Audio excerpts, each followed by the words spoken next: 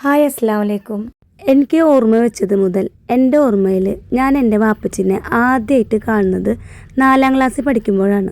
ജീവിതം കുറച്ച് മെച്ചപ്പെടുത്താനായിട്ട് ഗൾഫിലേക്ക് പോയതായിരുന്നു. വാപ്പച്ചിയായിട്ട് സംസാരിക്കാനായിട്ട് അന്ന് ആ വീടുകളിലൊന്നും ഫോൺ ഉണ്ടായിരുന്നില്ല.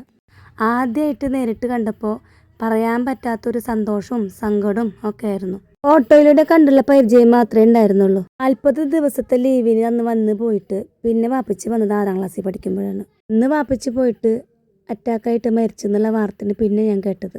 പല സന്ദർഭങ്ങളിലും വാപ്പയില്ലാത്തതിൻ്റെ ഒരു വിഷമം ഞാനും എൻ്റെ എത്തത്തിൽ നന്നായിട്ട് അനുഭവിച്ചിട്ടുണ്ട്.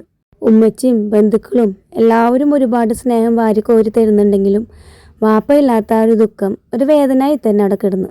ഞങ്ങൾ രണ്ടുപേരെയും വാപ്പയുള്ള വീട്ടിലേക്ക് കല്യാണം കഴിക്കണമെന്ന് എൻ്റെ ഉമ്മച്ചിക്ക് വലിയ ആഗ്രഹമായിരുന്നു.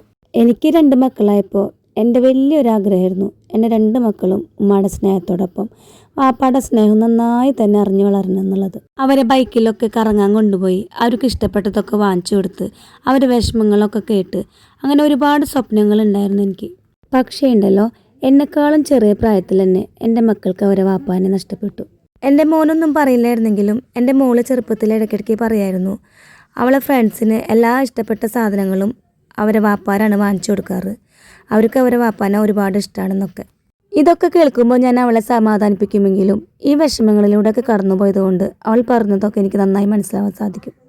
പിന്നെ എന്തെങ്കിലും നന്മ ഉദ്ദേശിച്ചത് കൊണ്ടായിരിക്കാം ദൈവം ഇങ്ങനൊരു പരീക്ഷണം തന്നെന്ന് വിചാരിച്ച് സമാധാനിക്കും.